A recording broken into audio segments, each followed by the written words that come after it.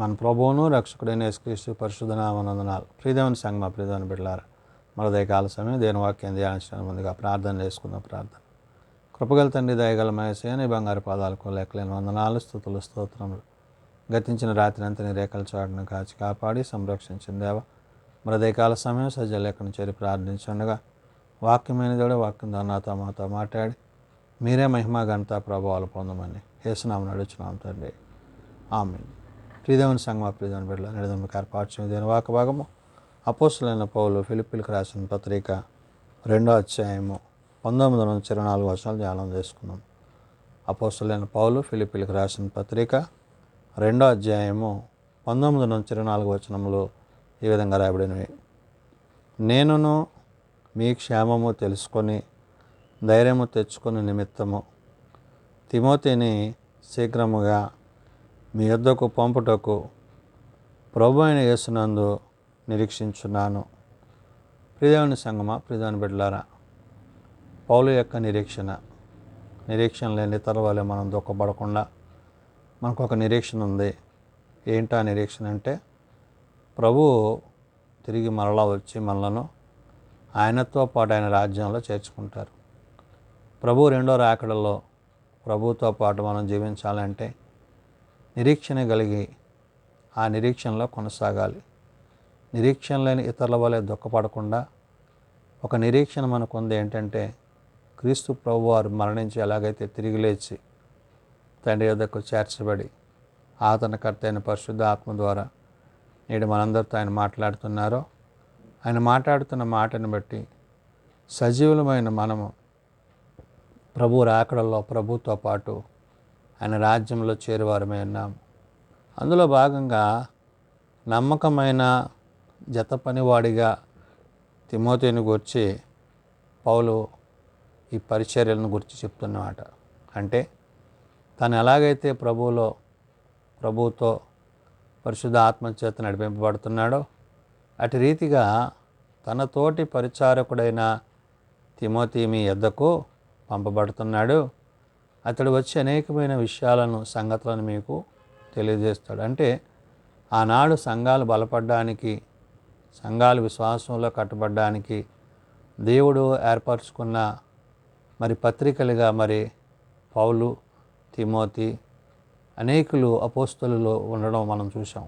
అందులో భాగంగా ఇక్కడ ఫిలిప్పులో ఉన్న సంఘాన్ని, సంఘ విశ్వాసులను ప్రభు యొక్క ప్రేమను గురించి పౌలు పత్రిక రాస్తూ నేనును మీ క్షేమము తెలుసుకొని అంటున్నాడు. అంటే వారందరి యోగక్షేమాలు తెలుసుకొని వారిని గురించి, వారి విశ్వాస జీవితాన్ని గురించి ధైర్యము తెచ్చుకునే నిమిత్తము అంటున్నాడు. అంటే మీరు ఇంకా విశ్వాసంలో బలపడాలి, ఆత్మీయంగా మీరు ఎదగాలి, దేవుని యొక్క కనికర కృపలు మీరు పొందుకోవాలి అంటూ తిమోతిని శీఘ్రముగా మీ యొద్దకు పంపుటకు అంటున్నాడు. కాబట్టి ఈ సందర్భంలో నేను రాకపోయినా ఈ పత్రిక ద్వారా నాకంటే ముందుగా తిమోతిని మీ యొద్దకు పంపుతానంటూ ప్రభు అయిన యేసునందు నిరీక్షించుచున్నాను అంటున్నాడు.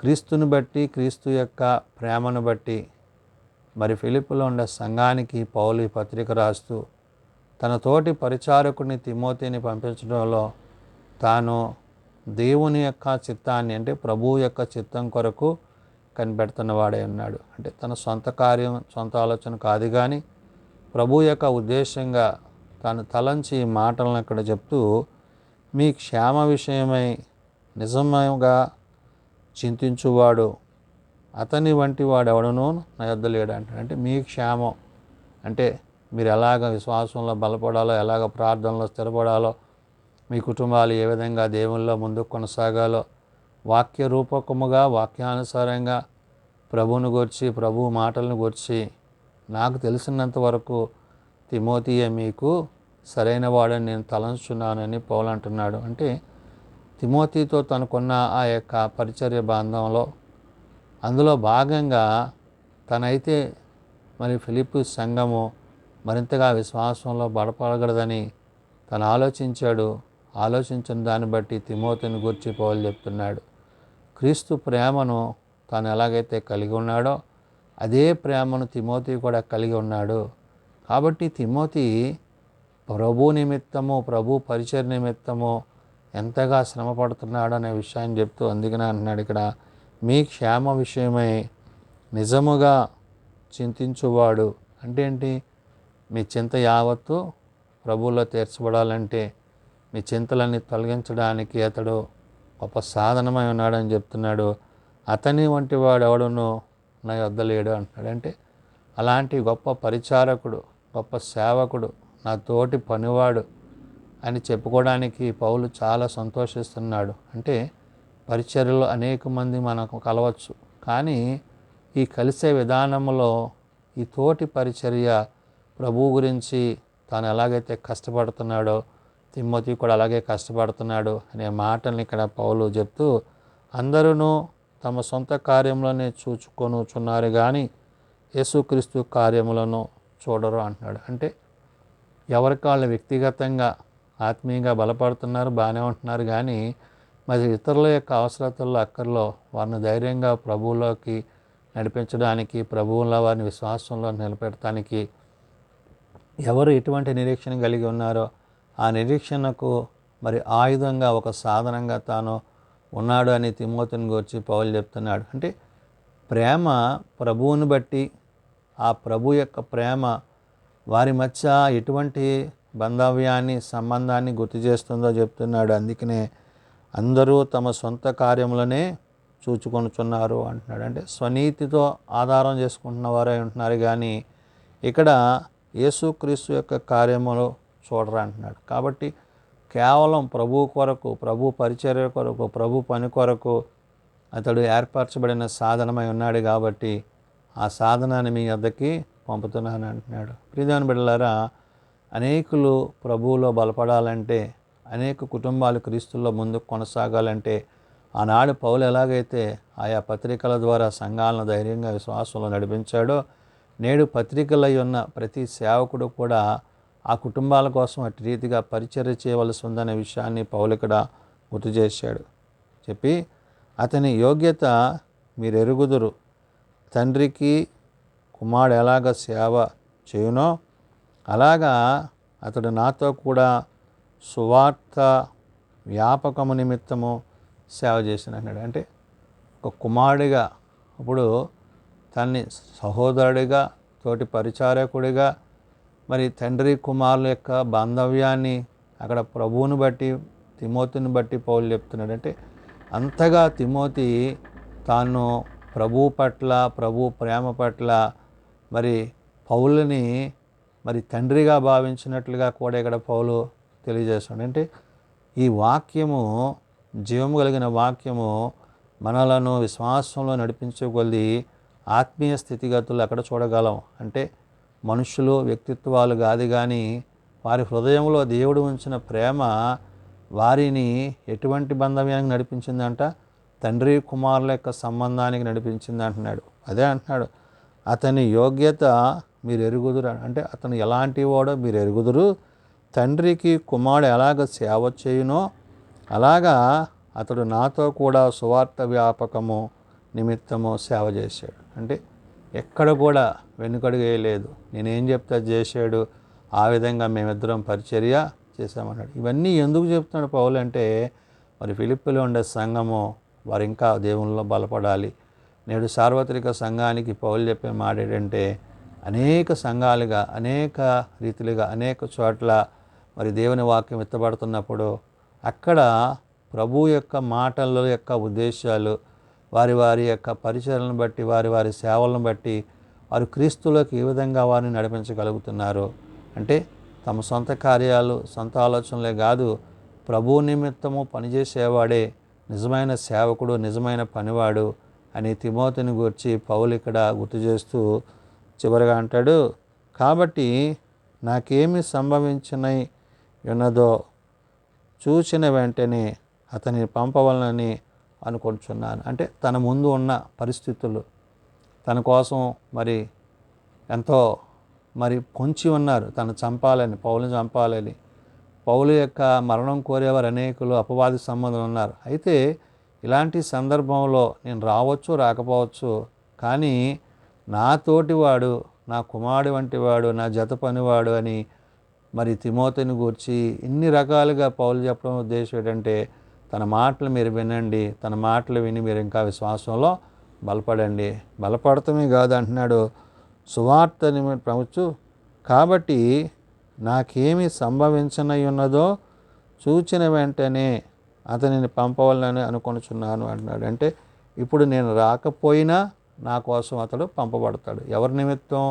ప్రభువుని బట్టి, ప్రభు మాటను బట్టి, ప్రభు ఉద్దేశాన్ని బట్టి.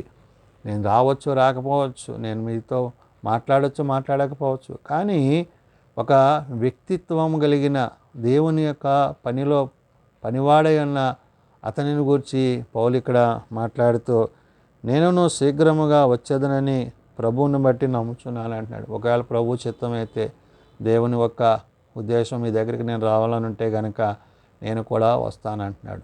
ఈ విధంగా విశ్వాసములో, ప్రార్థనలో, వాక్యములో, సంఘాలను బలపరిచే విషయంలో, ఆత్మల సంపాదే విషయంలో మరి పౌలు తన తోటి పరిచారకుడైన తిమోతిని గురించి అనేకమైన మాటలు మాట్లాడుతున్నాడు. కాబట్టి ఇటువంటి సాక్షిభరితమైన జీవితము ప్రతి విశ్వాసి, ప్రతి సేవకుడు, ప్రతి వ్యక్తి కలిగి ఉండాలి. అంటే ప్రభు నిమిత్తము, ప్రభు కార్యాల నిమిత్తము, ప్రభు పనుల నిమిత్తమే మనం ఉండాలి తప్ప మన సొంత కార్యాలు, మన సొంత ఆలోచనల చేతే కాదు. దేవుని కార్యం మనం చేసినప్పుడు ఆయన మన పని చేస్తాడు. అందుకనే ప్రభు చెప్పాడు, మొదట నా నీతిని, నా రాజ్యాన్ని వెతకండి, మీకు ఏది కావాలని నేను దాన్ని ఇస్తానన్నాడు. కాబట్టి మనము నేడు ప్రభువుని బట్టి, ప్రభుని మాటను బట్టి పౌలు మరి తిమోతితో మరి బలపరుస్తూ తన విశ్వాసం నడిపిస్తూ మరి ఫిలిప్పీలో ఉండే సంఘాన్ని ఎలాగైతే ముందుకు నడిపించాడో, నేడు మనము ప్రభువులో నడుస్తూ అనేకులను విశ్వాసంలోనికి అటు రీతిగా నడిపించగలిగితే ప్రభు రాకడలో మనం అందరము ఏకహృదయం, ఏకాత్మ కలిగి ఆయనతో సదాకాలము జీవించవారమే ఉంటామని పరిశుద్ధాత్మ దేవుడు భక్తులైన పౌలు ద్వారా తెలియజేసిన మాటలు. ప్రార్థన చేసుకుందాం. మమ్మల్ని మిక్కిలిగా ప్రేమించిన మా తండ్రి, కృపగలిగిన దేవ, అవును నాయన, తోటి పరిచారకులుగా, తోటి సేవకులుగా, సహోదరులుగా, తండ్రి కుమారుల యొక్క బాంధవ్యం కలిగిన వారిగా కేవలం నీ ప్రేమను బట్టి వారు కొనసాగుతున్న విధానాన్ని బట్టి వందనాలు. అవును నాయన, ఫిలిప్పీలో ఉండే సంఘాన్ని, వారి యొక్క విశ్వాస జీవితాన్ని, వారి విశ్వాస నడిపింపులో వారు ఏ విధంగా ముందుకు కొనసాగాలో మరి పౌలు పత్రిక ద్వారా తెలియజేస్తూ మరి తనకంటే ముందుగా మరి తిమోతిని పంపుతూ వారిని ధైర్యపరుస్తున్న విధానము. కాబట్టి నాయన, నేడు మీరు మా మధ్యకు అనేక మందిని, సేవకులను, విశ్వాసులను, భక్తులను మీరు పంపించినప్పుడు వారి ద్వారా మేము వింటున్న వాక్యము మమ్మల్ని ముందుకు నడిపించేదిగా, ఆనాడు పౌలు తిమోతులు ఎలాగైతే ప్రభువా నీ కొరకు పరిచర్య చేశారో ఆ విధంగా నేడు మేమందరము అట్టి పరిచర్యలు చేయగలుగుటకు మా స్వంత కార్యములు, మా స్వనీతినే కాదు నైనా, నీ నీతిని అనుసరించి నడిచే స్థితి మా అందరికీ దయచేయండి. నీ వాక్యము సత్యము, నీ వాక్యము నిత్యము, నీ వాక్యము జీవం కలిగింది. కాబట్టి నాయనా, నువ్వు త్వరలో రానైనప్పుడు నేను ఎదుర్కోగలిగిన విశ్వాసులుగా మేమందరం ముందుటకు మా అందరికీ నీ కృప దయచేయమని, లోకం నుండి, పాపం నుండి ప్రత్యేకింపబడి మీ నీతిని, నీ సత్యమును అనుసరించి నీ నిత్య రాజ్యంలో చేయగలిగిన కృప మా అందరికీ దయచేయండి. చిన్నబిడ్డలు, యవనులు, పెద్దలు, వృద్ధులు ప్రతి వారిని వారి వారి అవసరత లెక్కల్లో సహాయం దయచేయండి. జన్మదినాలు, వివాహ దినాలు, కొడుకుల కుటుంబాలు ప్రత్యేకపరచండి.